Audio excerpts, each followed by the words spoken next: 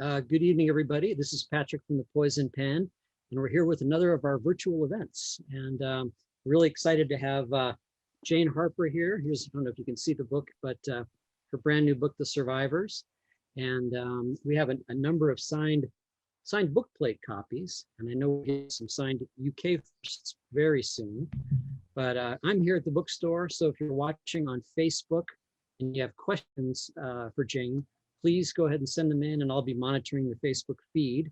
And Barbara is tuning in from home, and Jane's in Australia, so this is a feat of modern technology.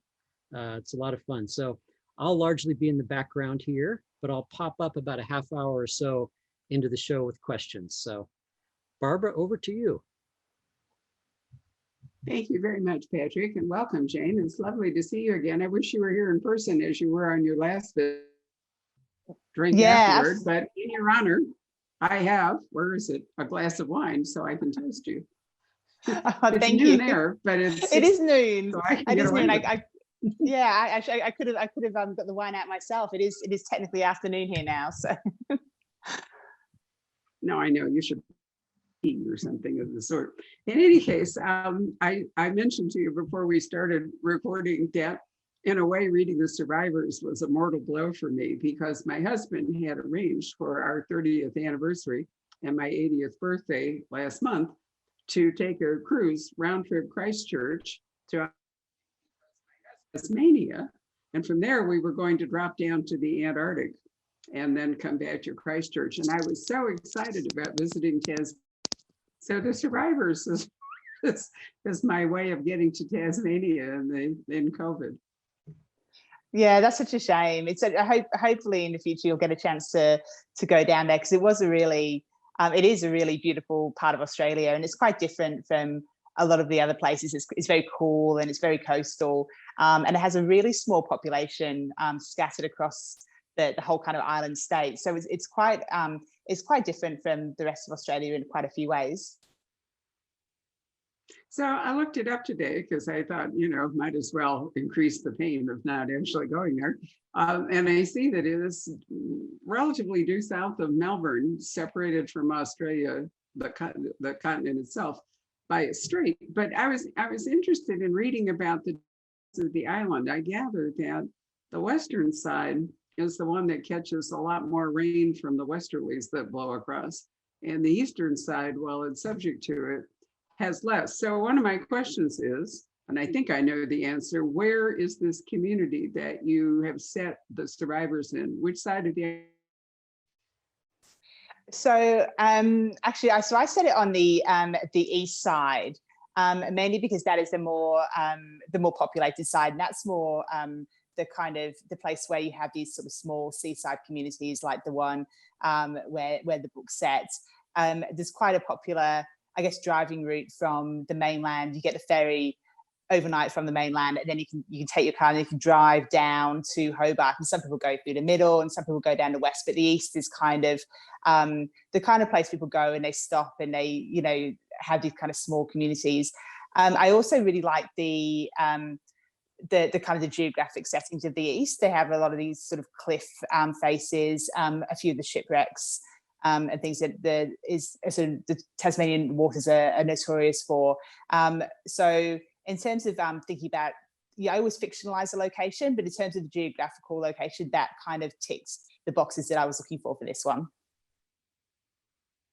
Well, you absolutely love landscape, and they are such an integral part of your books. It's always a main character. And well, one small clue is that Kieran's parents are going to be moving to Hobart. His father was suffering from advancing dementia. You don't actually say whether it's Alzheimer's or dementia, and it probably doesn't matter, but in any case, he's disappearing. And probably wasn't terribly far from Hobart, if that's where they were contemplating the move. Yeah, and actually one of the things about Tasmania is it actually is relatively, for Australia, quite unusually, it's very sort of small.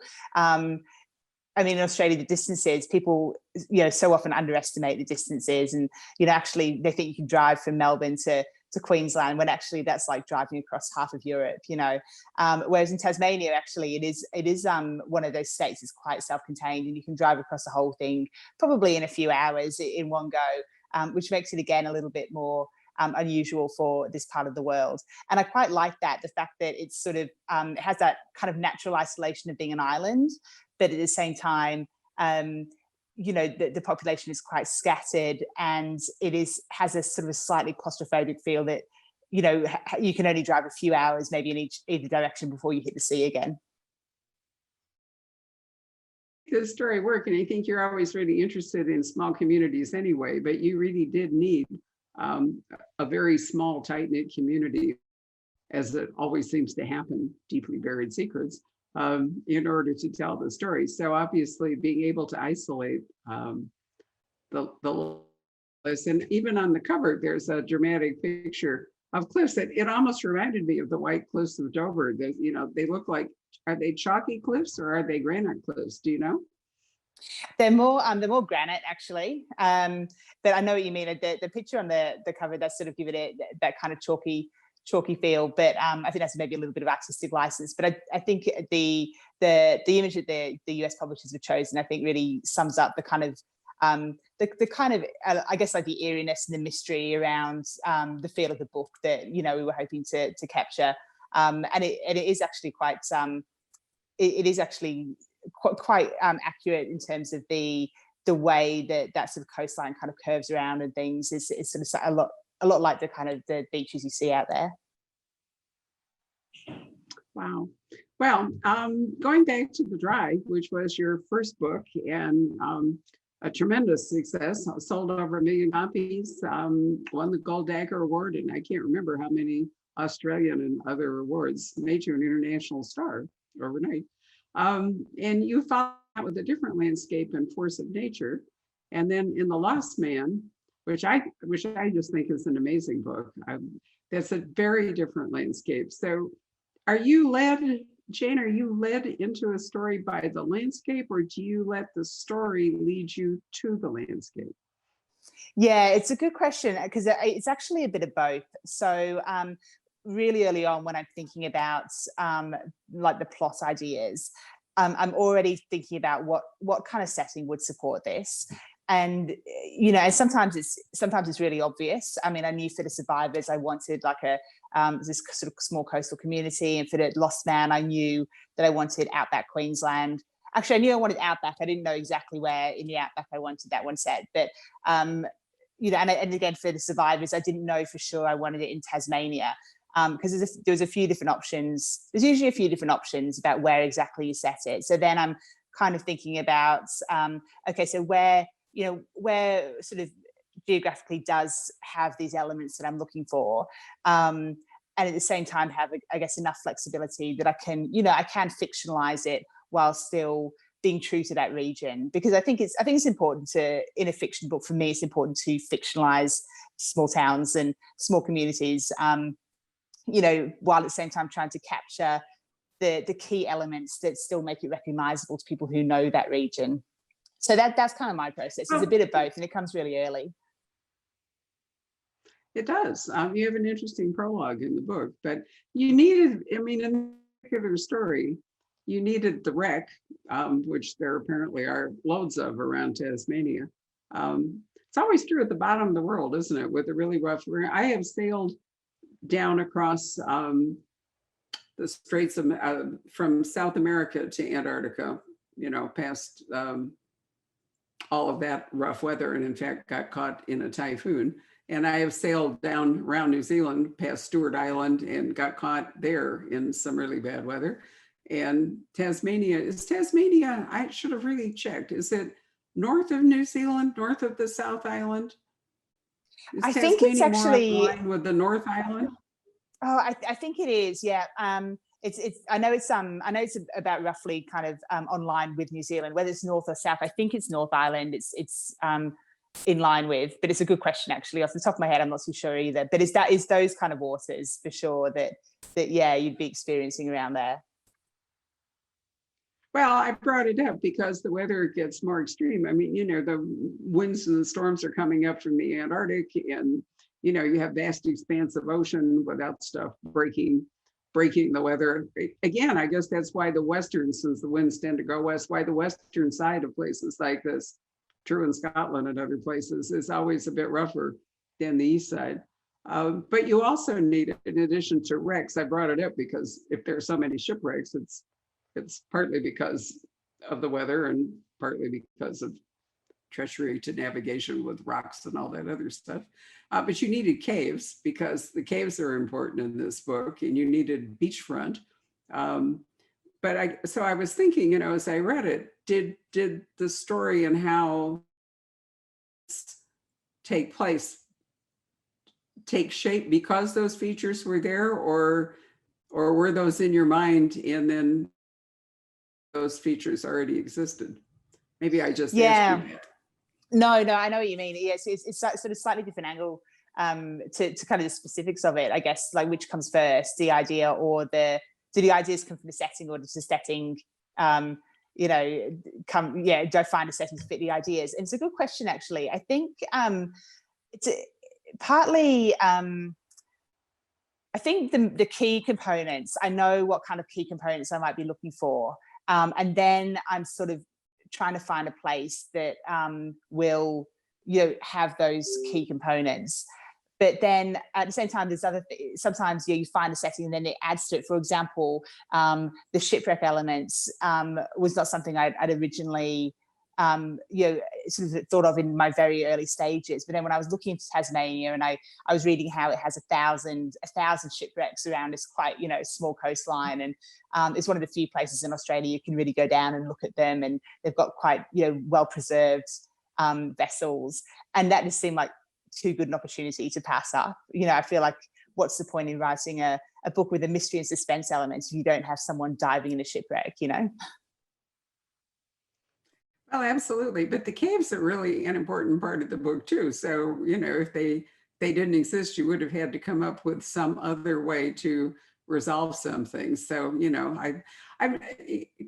it's in many ways, this is a stupid question because, you know, we've arrived at the end of the book and they all meld together. But I'm, from an editor's point of view, I'm always kind of fascinated at you know, because readers get to read the final book, but you don't know how many iterations, how many months were spent shaping things, you know, picking elements, discarding elements, looking for elements, and making the story work with what you've got. The reader just thinks it all came together, you know, magnificently. Yeah. But obviously, how long did you work on this book? So this one, this one took a little bit longer than the others because I actually had my second child in the process.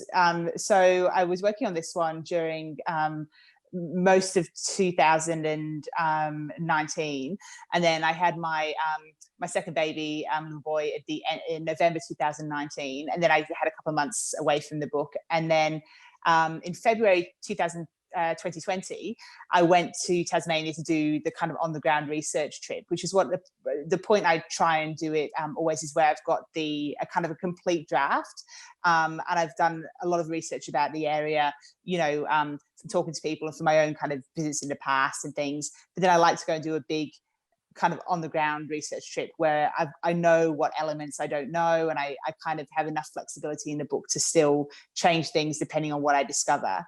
And so I did that in February 2020, came back to Melbourne where I live, and then, you know, 3 weeks later, we were locked down, the state borders were closed, and I never would have had a chance to go to Tasmania again all last year, as so many of us have kind of experienced in many different ways, that kind of the whole world has kind of closed down, and so it was really just by pure luck that I'd managed to get all the important elements. I'd done the bulk of the writing and I'd done the research trip, and then it was a question of editing it. So I was into kind of, you know, reworking the drafts and editing it until probably the middle of 2020. So it took probably about 18 months in total. Well, Melbourne suffered a real lockdown for a long time, so you wouldn't have been able to go anywhere. I have a nephew, and his family lives in Melbourne. We've been to visit him in Melbourne. been to visit the penguins down further south. Yeah. I love the little burrowing penguins. I keep hoping they're going to turn up in a novel at some point because they are so cool. And you know, one of the things I particularly liked about Australia, and it could never happen here in the United States, but wherever this place is, where the penguins and the wallabies are very thick on the ground, I'm sure you know where it is. It's south of Melbourne somewhere.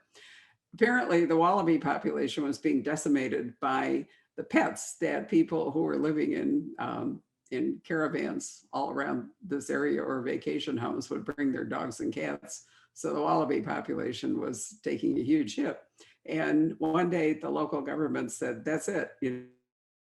And so they took all the property and threw everybody off, and you know, reclaimed it. And I thought, that is such an interesting thing, because the United we'd still be litigating, you know, what would happen to the homeowners in their private property. And I thought, good for, you know, good for Yeah. Melbourne, that area. Yeah. What's it, is that actually Victoria? Is that the state that Melbourne is in? Yeah. I think so. I think the place you'd be thinking of is Phillip Island, which is where they have the penguins. It's like every night at dusk they come in. It's so cute. You can actually watch it online. They've actually started live streaming it this last year. So I don't know if they're still doing it, but if you can find kind of tune in when dusk is, you know, Melbourne time, you can actually watch the penguins kind of come up, and they come up in the sea and go into their little burrows, and it is like really cute. And actually, you know, Phillip Island is a really great place. I had never thought of setting a book there until this very moment, but it's actually a really interesting kind of part of the States, because it is just, again, like, it's a really tiny, like, kind of holiday island, but they do sort of have their own ways, you know. Absolutely. In fact, they have a viewing thing, and they have like stadium seating. Yeah. You can sit there facing the ocean, and the little penguins have their little highways that they come up out of the ocean, because they all come up at once. The parents to feed the chicks in the burrows, and they go along these little highways. But the night we were there, just as the penguins were starting to come out of the ocean, this tremendous storm hit, and the lightning flashed, and all of the penguins went and fled back into the ocean, except this one little penguin. And he stood there on the beach. I have a video of it. And he rocked. He rocked on one foot, he rocked on the other foot, and then he shrugged his little penguin shoulders, and he started doggedly up right by where we were sitting. And, you know, he or she, probably a she actually, had food for and it rocked across the beach all by itself, which they never do, and headed up this path. And we were all just completely cracked up, you know, at watching this. It was beautiful. I mean, it was really so determined, this maternal or paternal, because I have no idea which it was, instinct, you know, to get to the nest, shrugging off all danger, was remarkable. So if you ever thought about setting, I wanted to interrupt now and say that we've recorded a little something as a surprise for you, which I hope Patrick can play. And I'm going to preface it by saying an author whose voice you may recognize, but we'll talk about it afterward, paid a very nice tribute to you in an event we did with him in October. And so I went back, and my husband scissored out the 2 minutes of the sound. And if Patrick can play it, I think you'd enjoy hearing it. Okay, I hope you can hear. Are you there, Patrick? Okay. I'm here. Yep. Can you hear me okay? I can, yeah. Here we go. Let's see. So he's a complicated character, and I'm enjoying this part of his life. It's a very interesting part of his life for me to write about, and I'm getting a lot out of it, but I don't know how much more I can do with him. And just as we were talking earlier, and you were talking about this very wild part of Scotland, I think one of the influences might have been, you know, fairly recently I read a couple of Jane Harper books, and I just loved the wilderness, that Australian wilderness. Because whenever I go to Australia to do a book tour or a literary festival, I'm always in the cities. You know, there are a few big cities that are all around the periphery of Australia, the coast.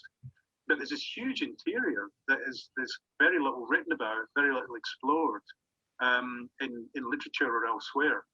And I just thought there's an awful lot of Scotland that hasn't been written about. You know, the crime fiction, whether it's in the islands or the cities, doesn't really go much into the wilderness, and there is a lot of wilderness out there. So maybe the Jane Harper phenomenon was at the back of my mind when I took Rebus out of Edinburgh. Oh my gosh, amazing.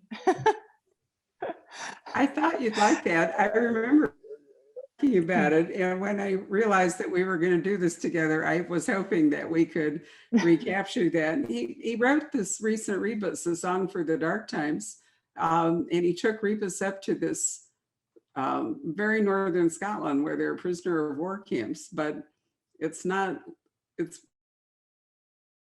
part of the tension of the novel is that somebody may want to develop it. It's sort of like a Donald Trump golf course community or something. And of course, there's local outrage over the whole idea. But he's a real fan of your work. Oh, thank you. That's so lovely. I would have brought him in. I got to meet Ian Rankin, I guess 18 months or so ago when I was in the UK, and it was so lovely because I've read his books for so many years. It's a real, like, it's really surreal for me to think that he has read my books, you know. So I mean, thank you for that. That's really lovely. I really appreciate that. I would love to, and he would love to have joined us tonight, but we can't reconcile your time zone and day in Australia with Ian's bedtime in Scotland. It just worked it out. So I really appreciate my husband figuring out where in the soundtrack of our October event for A Song for the Dark Times that. Yeah. Oh, big thank you to him for me. Thank you. Oh, you're entirely welcome. But I mean, it reinforces, you know, the not every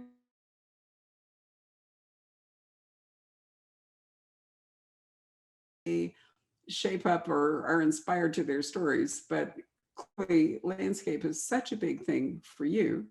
And since most of the Rebus have been Edinburgh, where, you know, the city is important, but that's different than the countryside in getting out there in the wild. So anyway, I thought it was great. So let's talk about your characters. We've talked here long enough.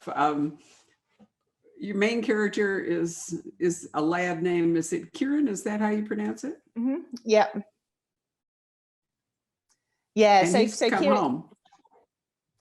Yeah. So so the book's around, it's so it's a standalone novel, this one, and it's set around the main character is a guy called Kieran Elliott, who is a young new father, and he returns to his hometown where he grew up to help his aging parents who are, you know, struggling for health reasons, as you said, and he's barely arrived back in his community when a body is found on the beach. And I really sort of liked writing about him because I'm really interested in that feeling, I guess, of kind of homecoming and how different things look different at different times in your life. So, you know, that experience of you know, knowing somewhere really, really well because you maybe grew up there, you spent a lot of time there, and then going away and having, you know, different life experiences and getting maybe a fresh perspective on things and a bit of maturity, and then when you return, things have that slightly different filter because you're looking at them in a different way. And I think for me that was kind of one of the sort of the most interesting parts of his character to explore in this book. Well, it was a tragic event that occurred to him or happened to him in his teen years, and he's gone off to Sydney where he has met someone that actually, she grew up there too, didn't she, in the same community? Yeah, exactly. So he you know, he has his new partner and his baby, and I think as well. So, and as you said, his partner has some experience with this town as well. So she knows some of the background, but again has has a slightly different perspective on events than Kieran does. And another thing I think I really wanted to bring out with those two characters in particular was the kind of that sort of fog of new parenthood, where, you know, they're so sort of focused on kind of this changed experience, you know, having this baby, and it's kind of, you know, it upends your life in so many ways. And then he you know, and I think it does make you reconsider things, you know, when you become a parent. It makes you sort of maybe look at things in a different way yet again. And then he returns home, and he you know, his parents are not not in the same position that he remembers them. Obviously, growing up, they're aging. They've got issues of their own, and I think he when he returns, he has this sort of claustrophobia. He has pressure from below. He has his child who relies on him, and now he has his parents, the generation above, kind of also relying on him, and it's sort of squeezing him a little bit in the middle. Well, you do bring out the fact that new parents are zonked out with lack of sleep. Then, in many ways, they're almost like automatons, struggling along because they're so taking care of a newborn is, as you already know, twice, exhausting. And so that alters his perception slightly. But the truth is that his family was irreparably twisted by the death of his older brother, Finn. And whatever sense of responsibility that Kiernan has about that, but now that he's a parent and not a teenage boy, with a surface and suffering from guilt and all those kinds of things that happen, he comes back, and it's almost inevitable that the truth he knew is maybe not the real truth. And therefore, that's going to become illuminated as we read the book. Yeah, and I think as part of we were talking earlier about the research and things, and as I was saying, I go out to locations and kind of pick sort of certain elements and things that are going to hopefully feel authentic and ring true to the reader. But I also do a lot of research kind of around like the themes that tend to emerge. So I never sort of set out to write a book with certain themes. What happens more is I focus on the plot and the characters, and as I'm thinking about what those characters are facing, in both in their past and in their present lives and their current relationships, what kind of, what kind of issues start to arise, and that's more where the themes start to then emerge. And as part of that, then I'll try and, I think it's important to try and represent themes that people may have experienced in their own lives. You want to represent them in a sort of sensitive and, thoughtful way. So I did quite a lot of research about, grief and guilt and particularly like mental health around young men. So I spoke to a clinical lead advisor from a charity here called Beyond Blue, which deals with mental health issues. And he gave me a lot of really interesting information about the kind of pitfalls that particularly young people can fall into, and the sort of techniques they're offered to try and avoid that, with mixed results, I guess, for everybody.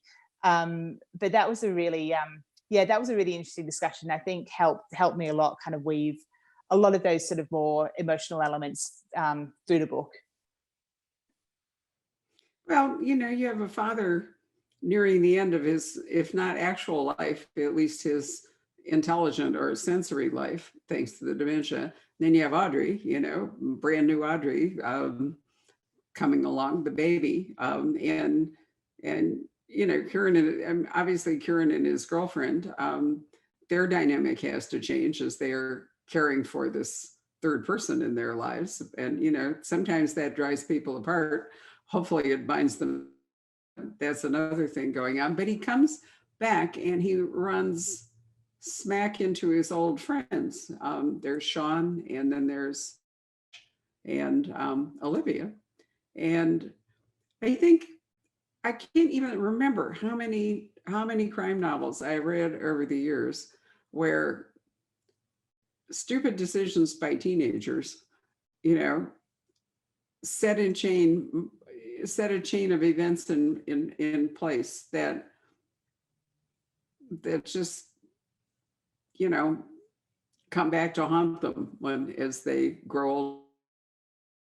If they started out to be bad, they're not necessarily even criminal, but they just do dumb things. And it doesn't have to be just young men. It can be also young women, because there's all raft of books about girls that do, really impulsive and stupid things.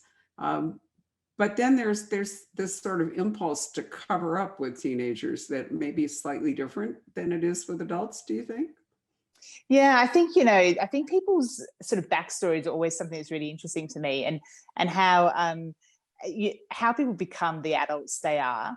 And I think we've all kind of had that experience, probably not to the, on a watered down level from what, like you said, in a lot of sort of fiction books, what happens to people in their younger years is sort of a heightened version of, I think, something we've all kind of experienced, which is looking back years later and thinking, oh, what was I thinking? Like, why, I would never act that way now, when you're a teenager, you think you know everything, and you think you're making kind of rational decisions, and then every decade that passes, you think, my God, like I was such an idiot, and it's hard to understand why you would make decisions you did, but you just don't have the the emotional and the sort of social skills and things to kind of react in the way that hopefully you would as an adult.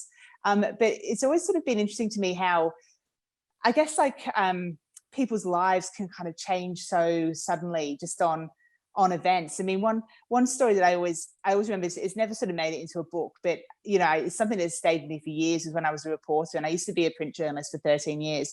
And I remember going to court to cover a case of this young guy who was 17, and he was on his way to his part-time job in the summer holidays. And it was just one of those kind of events where, and it was a dry day, and there was dust on the road, and he turned a corner, and there was, his wheels kicked up dust, and there was a group of cyclists, and he hit one of the cyclists, and the cyclist died because he just didn't see them in this cloud of dust. And he stopped, and he gave the guy CPR, and he called the ambulance, and he did all the right things, and the guy still died, and then the driver still got prosecuted. And he was so young, and I remember just sitting in court and looking at him and thinking how his life, even with as much sympathy as the court could show him, his life was never going to be the same. He'd always sort of be living with this incident, and it would always be with him and his family, and how easily that kind of thing could be any of us, in so many different ways. And that's something I've always sort of found quite interesting, and that has never really left me. I think luck has a lot to do with it, Jane. I look back over my long life and I think, oh my God, as you say, what was I thinking? But, sometimes people get away with things that are stupid, and or they just luck out. I mean, timing has a huge amount to do with what happens to us. You could be just in the wrong place at the wrong time. But the other thing I thought that you brought out really well is that teenagers many times have a harder time shrugging off than adults. And I think that was a powerful force in this book. There's not just guilt, but there's a lot of shame that these survivors of, well, it was a terrible storm when things went wrong. And those who survived it, partly it might be survivor's guilt, but I think there's also a real sense of shame. And I'm not sure whether a mature adult would have felt the same way as Kiernan did. Yeah, I agree. And I think, that's one thing that as an author is always really important to try and, try and keep in mind when I'm writing characters, is trying to think, this is how would that character react? Like, this isn't how, I would react, or how I think they should react, or how they, sort of, no other people might respond. Is sort of, you try and think about them specifically, and the age they are and the experience they maybe have or haven't had, and try and, I guess, put yourself as best you can in their shoes and how they would respond. And I think you're right. I mean, it's sort of notoriously children and particularly, and then teenagers, I think almost as much so, tend to think the world revolves around them. And everything that happens is a result of, of their actions, good or bad. There's nothing that could possibly happen that couldn't be in some way connected with them. And I think that's something that, I guess, like a lot of us kind of maybe can remember from our own teenage years. Actually, I remember when I was a teenager, you're absolutely sure that every eye is riveted upon you. So, I remember I came from a golfing family, and we belonged to a country club, and it was real torture for me to go up there and play with my father, who was a great golfer. And I tell you, every time I strode up to the tee to hit my ball, I was convinced that every single person at Exmoor Country Club had nothing else to do but to rivet their eyes upon me and watch my terrible swing if I, or I hit it. And, it's hard to outgrow that, but are not fully emancipated from their parents or their teachers and so forth. There's a tendency to cover up if you've done something, a little bit off, a little bit wrong or something, because you don't want them to come down on you, but you also don't want to be embarrassed in front of your friends. And those are very powerful emotions for adolescents when you're like the peak of pack behavior. And hopefully as you grow older, you grow out of that. Although we're certainly seeing some interest in our own country in the political sphere of people who apparently are never going to grow out of it. So maybe I'm just being optimistic that as we grow up, we get over it. And I think also there's something that maybe never really leaves you. I mean, when I was writing, certainly, the Survivors in his first draft, and then, and I was pregnant, and then I had my baby, and I always knew I wanted Kieran to be a father. But it was funny how, the kind of, I was so kind of focused on kind of having a new baby in the family myself, that you sort of become convinced that the readers are really fascinated with babies and new parenthood and things as well. And I had to kind of tone it back and remember that actually it's only supposed to be part of the plot. Like, it's not me giving myself therapy through writing. It's supposed to be just cherry picking those elements that are gonna add to the character and add to the plot and keep people engaged. Kind of dial it back a bit. It's not all. It may feel like it's all about me, but it's not about me.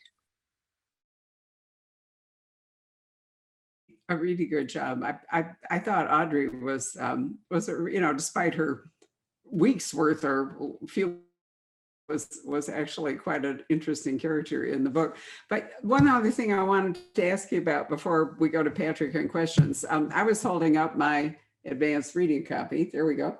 And publishers always send them out with helpful material, reviews and other things. And this one came with a set of questions for book clubs.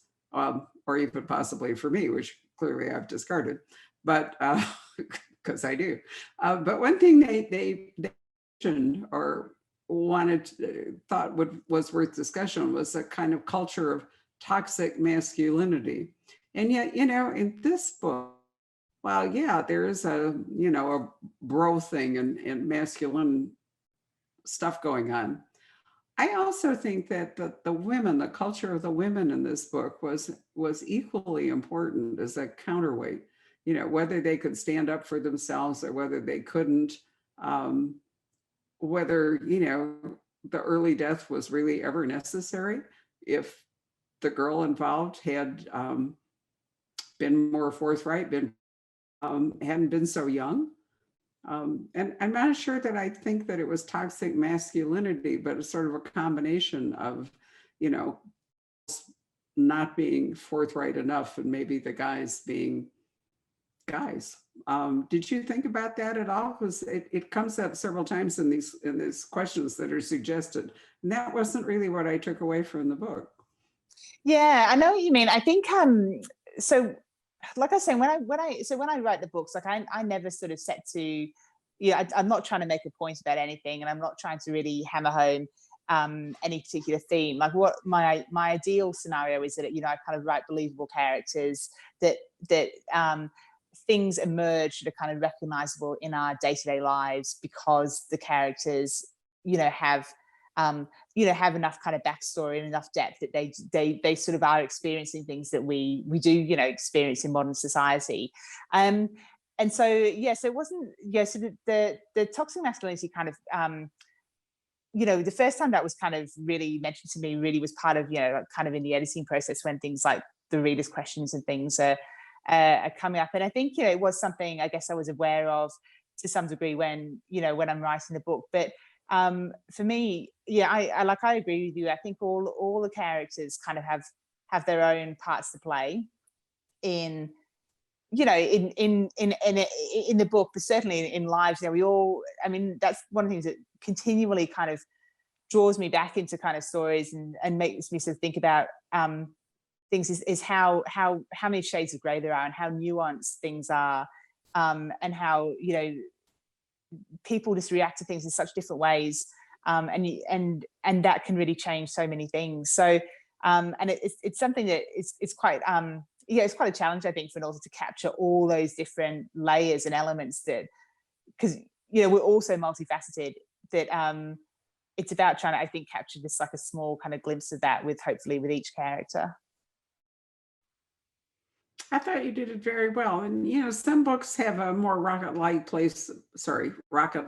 pace than others. And I thought you took your time with this book so that all of that could be developed. You know, it wasn't, you weren't pushing us along some rapid action track.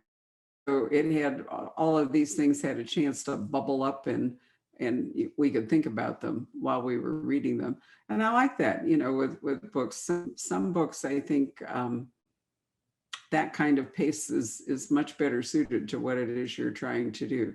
And yet it's fully engaging. So, you know, right through the end, trying to work out what's going on, but you're not actually pushed along in the same way that some, you know, I have to read, you know, like 200 books a month. So in the process, and I don't read all of them all the way through. Let's be fair, I do a certain amount of book triage because even I can't read that books. But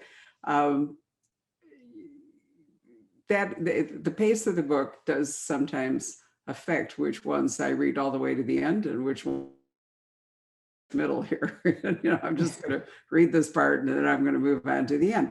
But this book is so even in that, you know, you never feel like you're in the middle. You feel like you're, you know, at the beginning of the story, and then you're just drawn all the way through to the end. And I think that's a real tribute to your skill as a writer, that I came away feeling like that. Oh, thank you. Thanks, Barbara. I appreciate that. Especially, my goodness, you know, reading 200 books a month, you know, it's I'm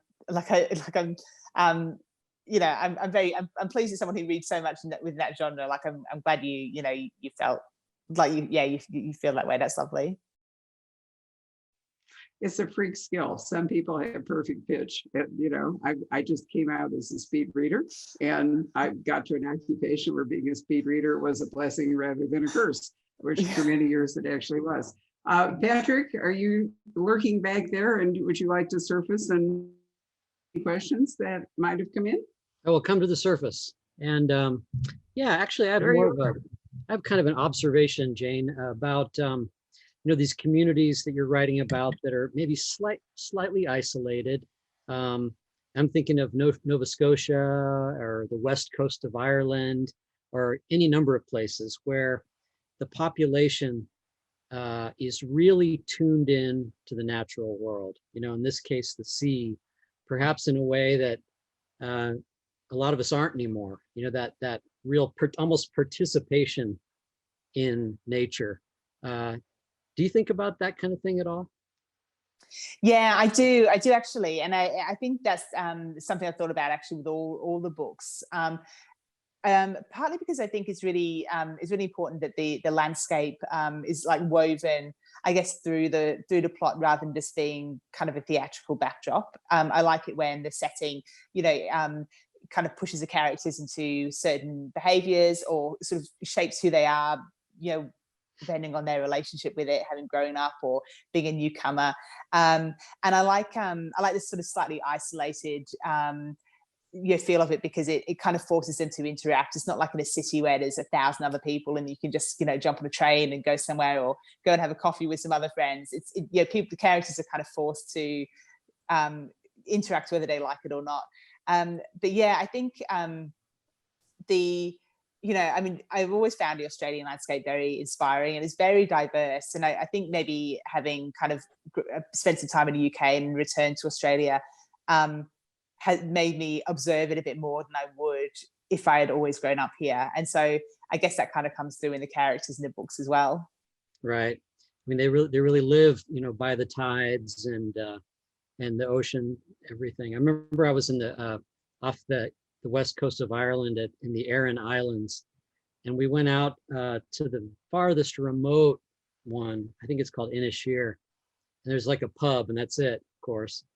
And standing there at the little pub was this guy, and his face was just completely maroon from the sun, a fisherman. And he's talking to the pub keeper in Irish, and it was like, wow, this is a glimpse into this, other, 100 years ago, we just stepped back in time. Granted, he was probably getting a check from the boat rental company, but it was the illusion of it that counts. I have some questions here. Aaron asks, Jane, can you talk about your writing routine now that you're a mother? How do you juggle that? How do you work it out? Yeah, great question. And yeah, thanks for that question, because one thing I always really try and make clear to people is that I feel like parents, particularly mothers maybe, and particularly new mothers, are really hard on themselves in terms of what is possible and what's not. And I just want to make it clear that I have two children, one's 4 and one's now just turned 1. I do not do this in kind of spare time while I'm mothering. Like I have to do this full time. So we have, my husband, we have daycare. My husband works like flexible hours, so that when I'm writing, I go to an office away from home. It's really quiet. It's all on my own, and I can sit there for 8 hours a day, 7 days a week if I need to, and just kind of write, in a really quiet space. So I don't want anybody to kind of have this impression that I'm kind of dashing off these books in like a couple of hours while the kids are napping, or put them down to bed, and then I'm just sitting there and doing a couple of quick chapters. Like it's like writing a book is like a marathon effort. If you're trying to write a book or do your own creative projects with kids, it's really hard, and I don't think it is possible to do it unless you have like major supports, and luckily that's what I have. But if it was sort of me waving off my husband at 9 o'clock every morning and then trying to fit it in around full-time childcare, like there would be no books. You've spoken about this a little bit already, but Jim asks, he says, your use of setting is almost as a main character is nothing short of remarkable. Do you personally feel such a deep connection to your home setting, or is this something that grows out of the characters being so grounded in theirs? Thank you. Love your work. Oh, thank you. Yeah, look, good question. I think, I think it actually is more the characters, because, I live in Melbourne. I live in a kind of urban, area. I've never really felt inspired to write about that, as much as I kind of love living here. But what sort of interests me initially is like a setting that I'm interested in, I think will kind of support the idea I'm writing about. And then I kind of, I guess, deliberately choose characters that have quite a strong connection to that place. Either, they grew up there, or, yes, actually they always grew up there, or they've been thrown into that place, or they have something that kind of forces them to, be quite observant about the setting. And so it's a bit of both. So I'm personally interested in it, but then I also deliberately choose characters that are kind of emotionally invested in it as well, because that's a great way to kind of tell the readers, make the readers feel invested in it as well. Let's see, Helen. Jane, you were born in Manchester, right? Excuse me, Patrick. That's okay. You were born in Manchester. When did you move to Australia? Were you fairly young? Yeah, so I moved out here twice. So I was born in as I said, in Manchester in the UK. Moved out here with my family when I was 8, and we lived here till I was 14. Then we moved back, and I went to, finished high school and went to university and worked for a few years as a journalist. And then I moved back again myself in 2008, so 13 years ago now. And I think having that break in between, in hindsight, was so helpful when it comes to writing fiction. I mean, I never would have realized at the time, but I had all these childhood memories of Australia, and then coming back as an adult, it was quite interesting to me to see how accurate or inaccurate they were. And I was really interested in how unique Australia is into itself in terms of what people spoke about at work and what was on the news, and what people did on their weekends, and what the landscape looked like, and all those kind of things that have then really helped me when it is come to writing the novels. Well, I asked the question back in England, in Manchester. Oh, sorry, Bob, you just cut off there a little bit. Was that would I write a book about Manchester? My question was, you're writing about Australia, but you spent time in England. Consider writing. I mean, I'm thinking about Michael Robotham, who's lives in Australia but writes wonderful books about the UK, and other authors. Have you ever thought about writing a book set in England? Yeah, I have sort of thoughts. Would I? I haven't ever gone down a path of actually thinking of an idea and sort of plotting one out or anything. I think if I had if I had a good idea that needed a setting outside Australia, I would definitely consider it. Be it anywhere really. But I think it would have to really be necessary. Like it would have to be something that I really could not tell within Australia. But having said that, I think it's important to always let the best ideas rise to the surface. So yeah, if I had a great idea that I thought would really work well elsewhere, I would definitely consider that. Now, were you Sorry, steeped Patrick, in the whole, I'll go back to you. okay. Were you steeped in the whole Manchester music scene as a teen?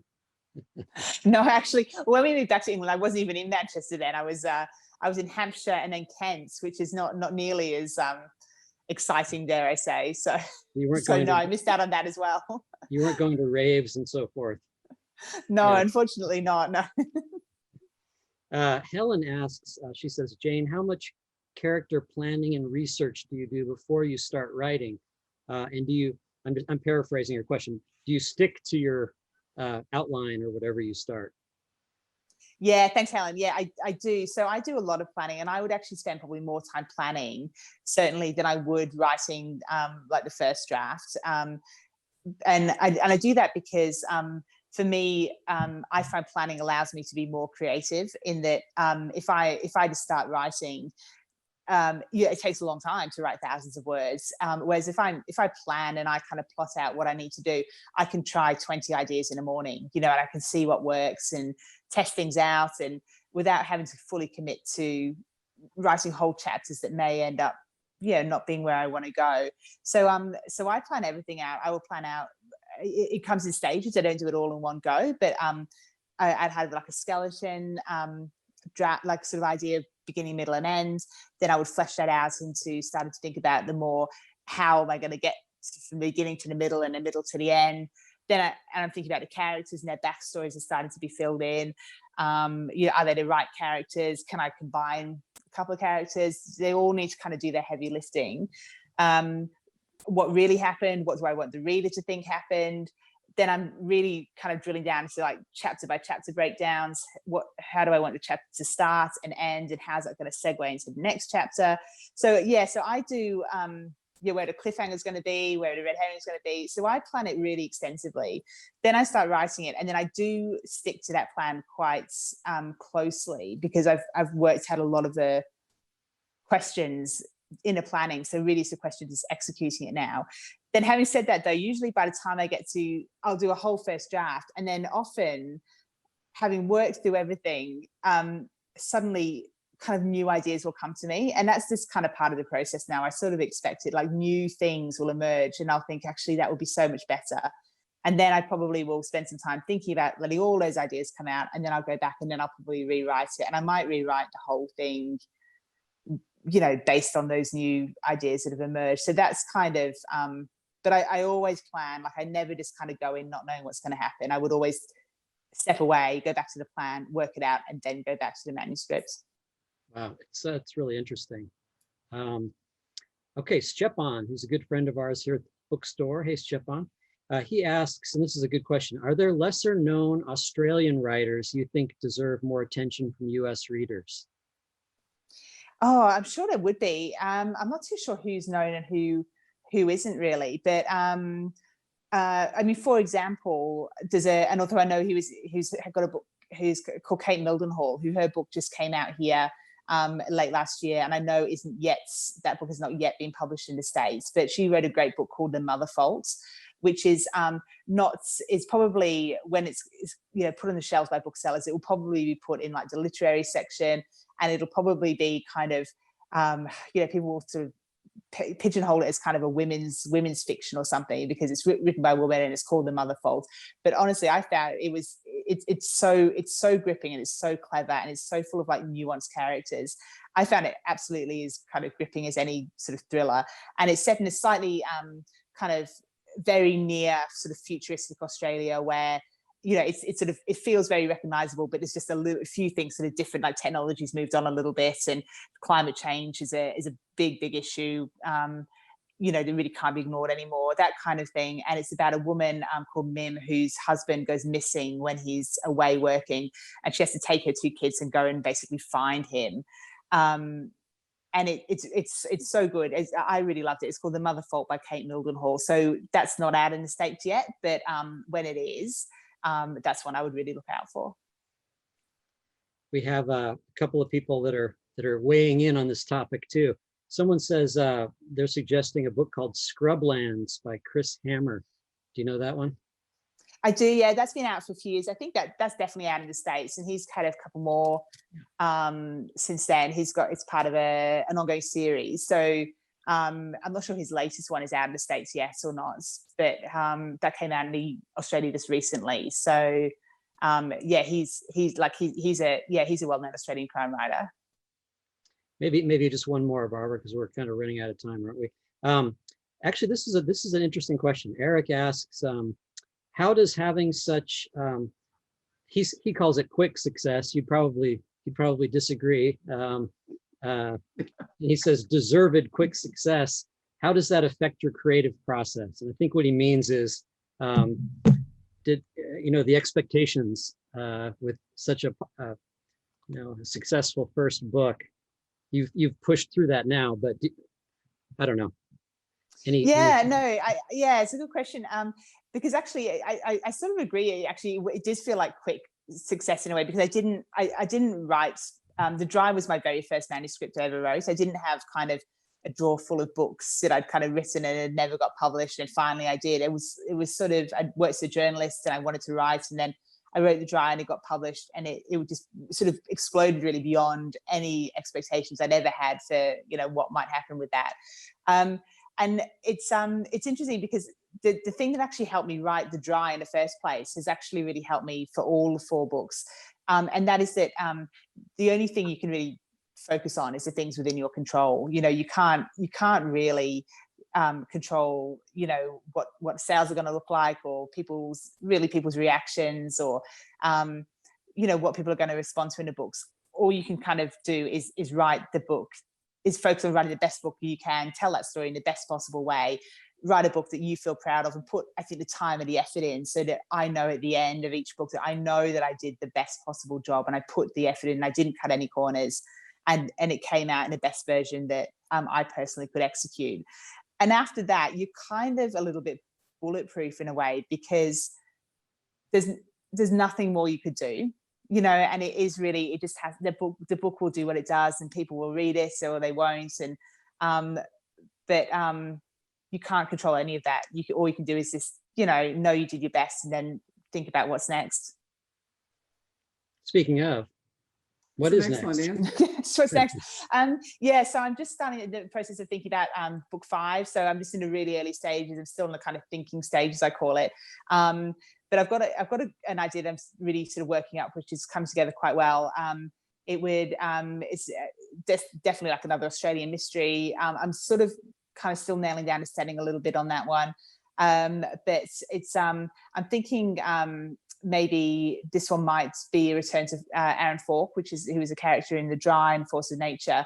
I've taken a step away from him in The Survivors and The Lost Man, because I knew that he was not the right character for those books, and I've been waiting for kind of an idea that I think would really showcase his character. And I think this one would be a really sort of good one for him, and give his I think his personal narrative, I guess, a little bit more, bring that on a little bit more. So and then of course The Dry movie actually just came out in Australia as well. So that sort of really reminded me, I think, of why I was drawn to that character in the first place. So I've been thinking about him a lot more for this latest book, but I haven't fully committed yet. I'm still kind of tossing up a few ideas, but that's definitely one that's rising to the surface.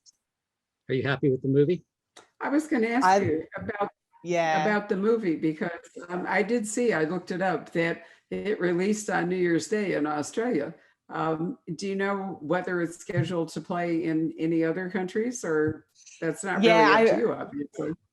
no, I really hope so. I love the film. It's so good. It's such a good adaptation. It's really true to the book without being kind of a slave to it. It absolutely captures like the characters and the I think the tone and feel and the kind of pacing of all those things that kind of readers I think responded to in the book. The movie is really captured in such a great way. Put them on screen.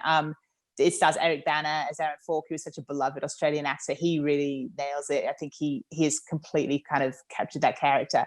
So I know, and it's done really well in Australia. It's the number one in the box office over here, which I know maybe sounds like, of course, you know, it's in Australia, it's going to be, but that's actually it's very rare for an Australian film. We tend to watch US films like the rest of the world.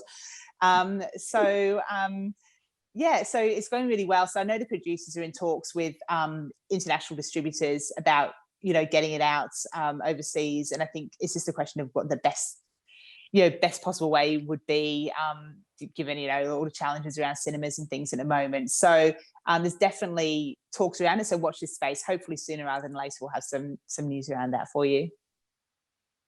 Well, I sure hope it will. I mean, obviously, The Dry is such an international success book that is bound to have, the movie is bound to have a large audience.